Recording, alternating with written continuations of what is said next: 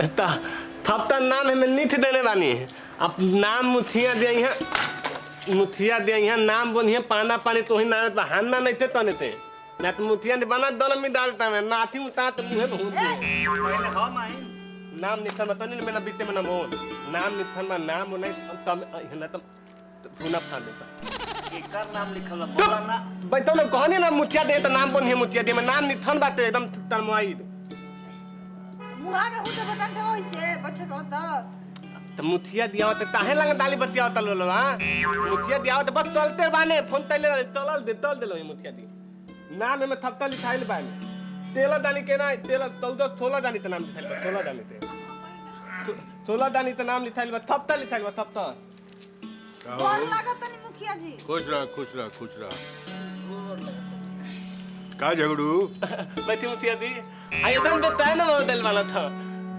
समस्या ले टाइल वाला था समस्या आप सबके बाद जी पंचायत में हमारा पंचायत में समस्या नाम के चीज ना रहे चाहिए। हाँ बताओ नहीं हाँ का समस्या बताओ समस्या थपता नाम लिखले बानी हाँ पहला पे माने लादेथ राजेश हाँ पहला पे लादेथ बाने राजेश हम मुखिया जी आवा है ना अब है न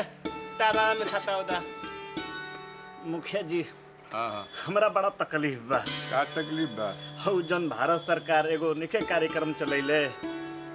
उहे हाँ हाँ अरे जना के शौचालय कहल जाता कह ना कितना शौचालय आइला गइल कितना घोट के बैठ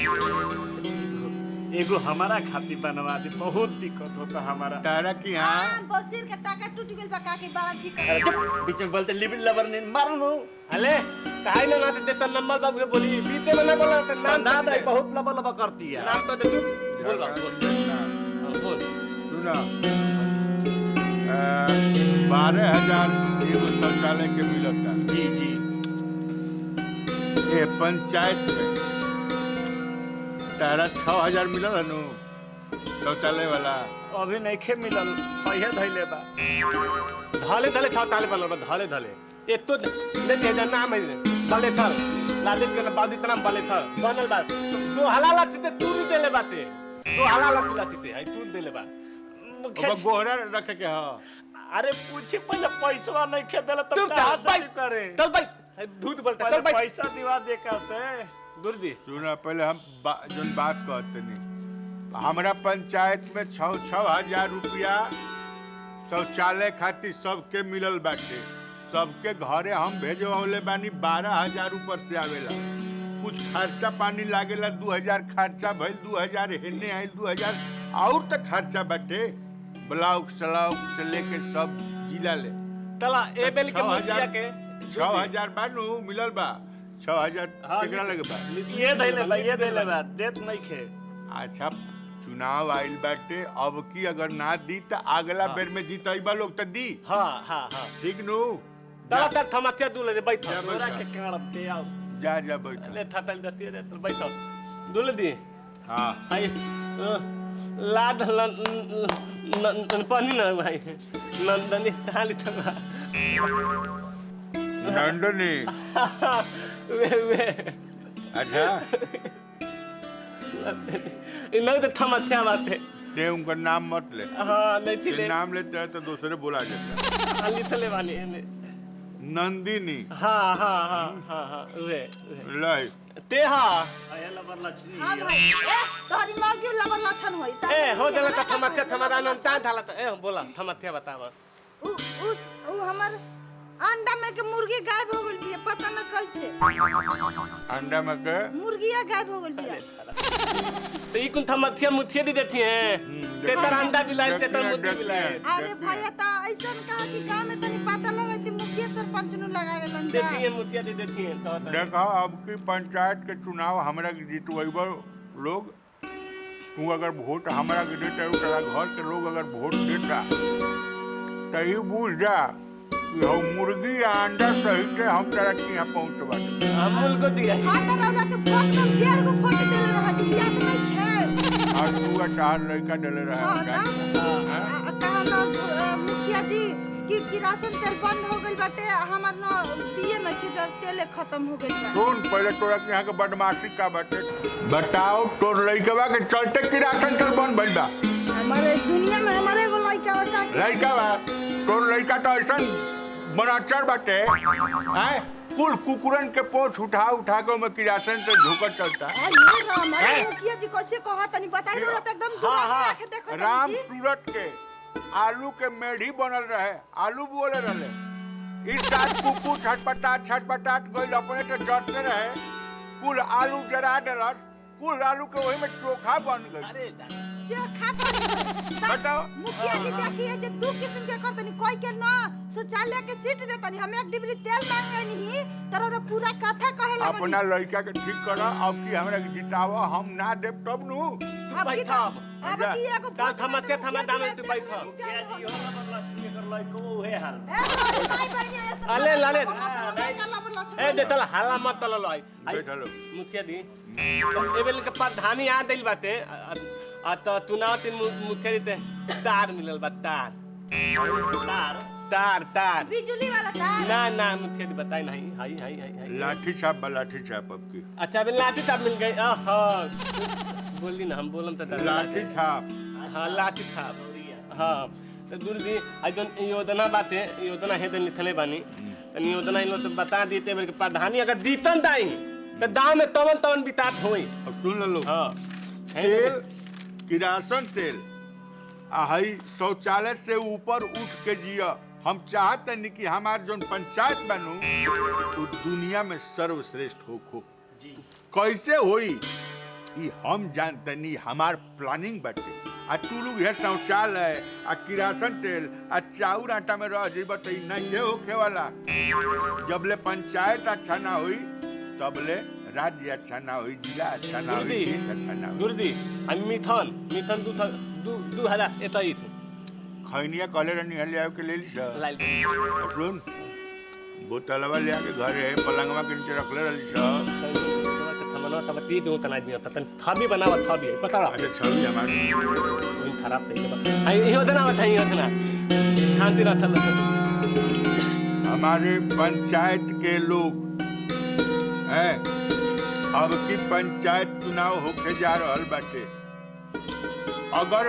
पंचायत चुनाव में तू लोग हमरा के वोट देब तो हम का करे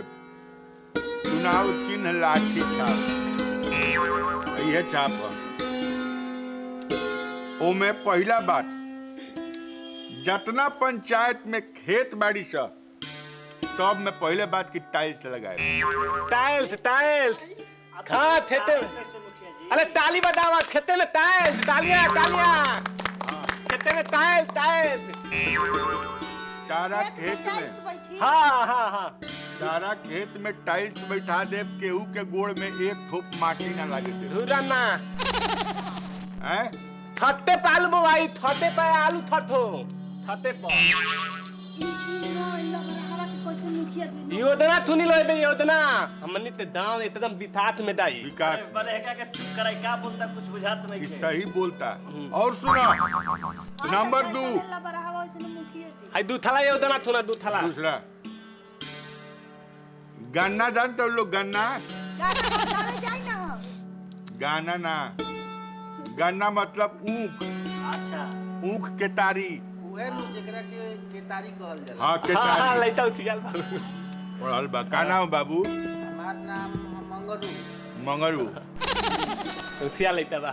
अच्छा चोर मालिक चोर हो ए थल तू लग का बुझाला कुछो ई अपने डकैत अरे थलाइयो चोर ना कहिए। कोनो बात नहीं है सब कोई इंसान है नंबर 2 कि अपना पंचायत में जोन केतारी या ऊख जोन कहाला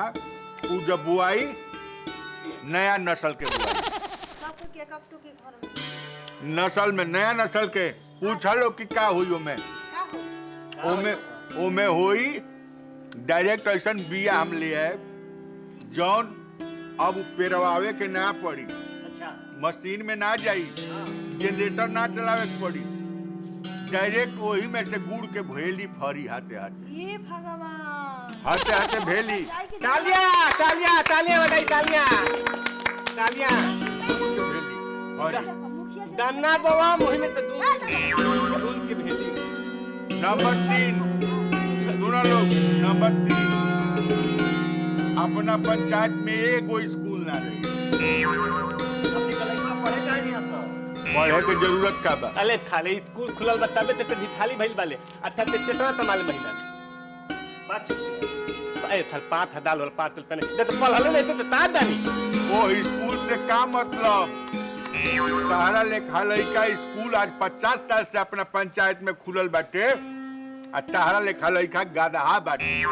ओ स्कूल से का मतलब है? अब स्कूल सब पंचायत में बंद हुई। जेकरा बहुत पढ़े के मन करी